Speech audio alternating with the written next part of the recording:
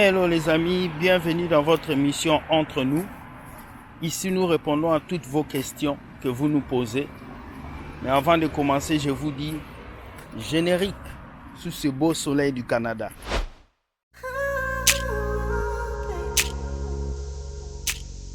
Here I am to worship, here I am to... Hello, bonjour à tout le monde, c'est le frère William. Je suis heureux d'être devant vous aujourd'hui. Il fait tellement froid. Nous sommes en plein automne qui va annoncer l'hiver. Bienvenue dans votre émission Entre nous. Aujourd'hui, supportez-moi avec mon bonnet. Donc, je sais que beaucoup de gens vont dire quand on parle de Dieu, on ne met pas de chapeau, on ne met pas ceci, cela, mais c'est pas grave. J'ai reçu beaucoup de questions, mais je n'avais pas vraiment le temps de trier vos questions. Mais aujourd'hui, j'ai pris une question intéressante d'une sœur qui m'a écrit depuis Paris. Elle m'a posé la question: Frère William, pourquoi Dieu permet souvent la souffrance dans la vie de ses enfants? Pourquoi souvent, quand on est avec le Seigneur, il permet la maladie, il permet la souffrance. Et souvent, on voit même que les autres progressent plus que nous, les autres avancent plus que nous. Mais pourquoi Dieu fait ça? Voilà. Je vais vous expliquer quelque chose. Quand vous regardez dans la Bible, Jésus et puis les disciples avaient pris la barque. Ils étaient en train de partir. Et pendant qu'ils étaient en train de partir, la tempête a commencé. Lorsque la tempête a commencé, les disciples ont eu peur. Ils ont commencé à trembler. Et ils ont réveillé Jésus. Dans cette histoire-là, malgré la présence de Jésus, la tempête est arrivée. J'aime beaucoup cette histoire parce que ça me rappelle une chose. Malgré la présence de Dieu dans ta vie, les problèmes seront toujours là. Malgré la présence de Dieu dans ta vie, les soucis seront toujours là. Alors, on a reçu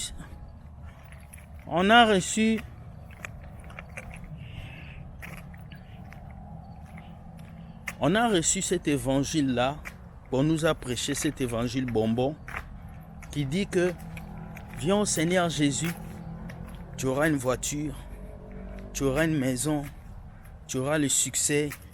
Cet évangile-là qu'on nous a prêché. Et aujourd'hui, les chrétiens sont devenus des gens qui ne cherchent Dieu que pour l'argent, pour le succès, pour l'élévation. C'est du pur mensonge. Alors, vous allez comprendre quoi? Vous allez comprendre que malgré la présence de Jésus dans la barque, il y avait des problèmes, il y avait des soucis, il y avait des chichis. Maintenant, pourquoi Dieu permet que nous puissions passer par toutes ces choses? Pourquoi j'accepte le Seigneur? Je marche avec le Seigneur, mais j'ai des problèmes, j'ai des soucis, souvent bien plus pires que les autres. Je vais maintenant vous expliquer. Est-ce que vous êtes prêts? Ok, laissez-moi vous expliquer. La vie chrétienne n'est pas une vie de joie. La vie chrétienne n'est pas une vie de caresses. La vie chrétienne est une vie de haut et de bas.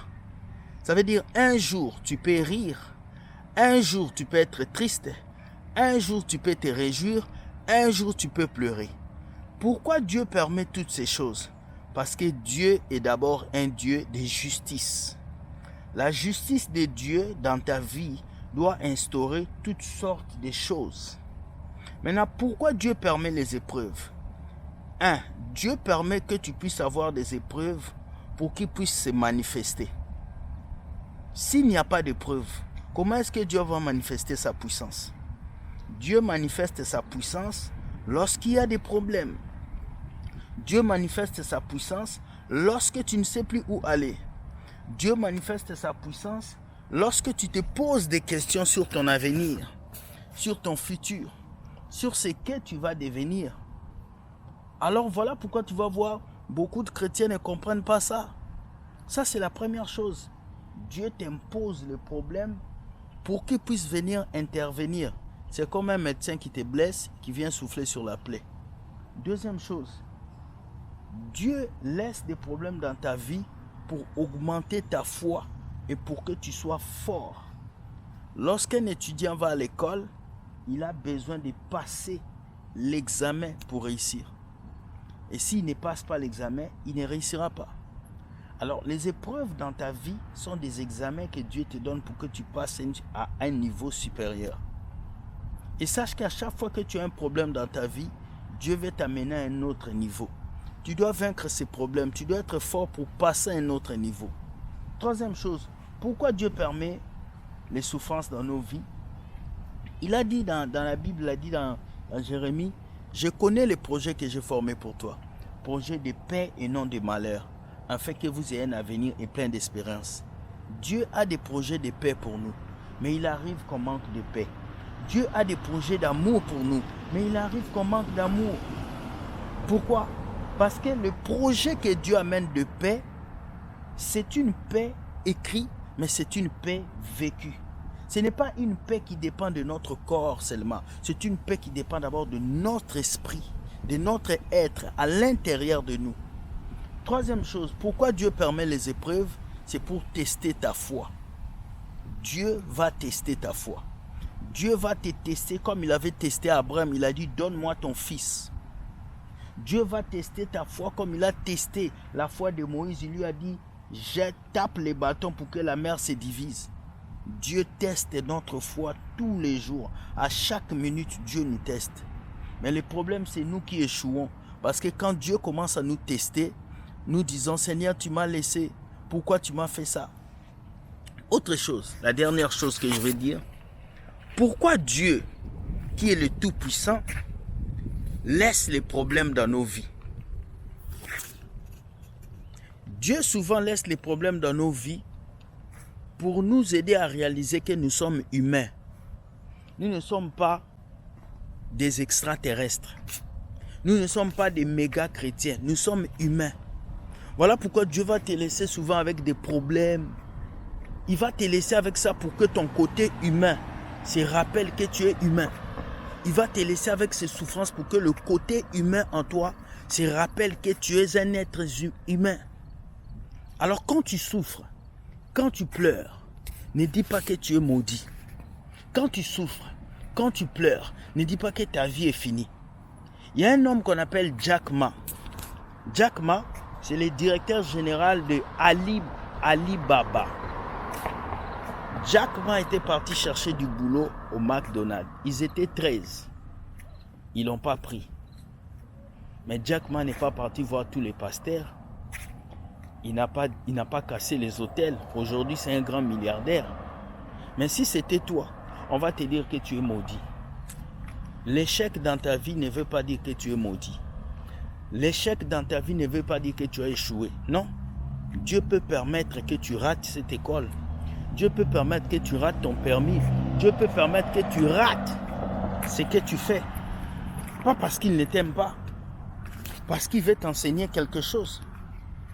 Parce qu'il veut sûrement t'enseigner quelque chose. Mais c'est à toi maintenant d'essayer de comprendre pourquoi il veut t'enseigner ça. Pourquoi Dieu te fait passer par cette situation. Pourquoi tu dois marcher dans telle situation. Le problème, ce n'est pas le problème. Mais le problème, c'est toi face au problème. Lorsque tu souffres, comment est-ce que tu te comportes? Lorsque ta vie va mal, comment est-ce que tu fais des choix? Est-ce que tu comprends? Ce que tu dois comprendre aujourd'hui, c'est ces trois choses. Dieu laisse les problèmes dans ta vie pour éprouver ta foi. Dieu laisse les problèmes dans ta vie pour agir. Dieu laisse les problèmes dans ta vie pour pouvoir te diriger vers un chemin de gloire. Car sans les épreuves, tu ne deviens pas quelqu'un. C'est vrai que nous avons été dans les églises où on nous a beaucoup bombardé avec des messages vraiment pas bien. Si tu n'as pas de boulot, tu n'es pas chrétien. Si tu n'as pas de voiture, tu n'es pas chrétien. Si tu n'as pas de maison, tu n'es pas chrétien. Moi aussi, j'ai vécu cela. Mais il m'est arrivé plusieurs fois de comprendre que ce n'est pas ce que je possède comme matériel, comme voiture, comme maison qui fait de moi un enfant de Dieu. Ce n'est pas ce que je possède qui fait de moi un enfant de Dieu. C'est ce que j'ai à l'intérieur de moi, de spirituel, d'émotionnel, qui fait de moi un enfant de Dieu. Tu comprends? Je vais vous donner 3 conseils avant de finir cette vidéo. Premier conseil, ne comparez pas ta vie à celle d'une autre personne. Parce que chacun d'entre nous a un plan tracé pour lui. Vous donner un avenir. Rappelez-vous, le peuple d'Israël est passé par le désert, pas pour mourir, mais pour devenir fort. Alors si Dieu veut que tu passes par les épreuves, c'est pour te former, pour te donner la forme qu'il faut. Comme la Bible dit, allons chez le potier, il va nous transformer, il va nous donner la forme qu'il faut. Les épreuves viennent pour te transformer, pour faire de toi un chrétien fort, puissant, un être humain très grand. Tous ceux-là qui ont une grande destinée sont toujours passés par des problèmes terribles. Mais c'est après ces problèmes qu'ils deviennent puissants. Alors face aux épreuves, lève-toi et dis, je suis fort, plus que vainqueur, car Christ qui vit en moi est plus fort que mes problèmes. Je te dis, Dieu gagne toujours. Bonne journée et ciao!